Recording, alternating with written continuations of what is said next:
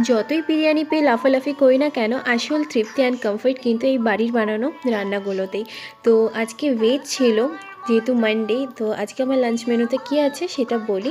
ফার্স্টে ছিল হচ্ছে সাদা ভাত, সর্ষে শাক ভাজা, পেঁয়াজ কলি ভাজা, আর এটা হচ্ছে থোর বটি। আজকে থোর বটিটা না খুব ভালো হয়েছিল।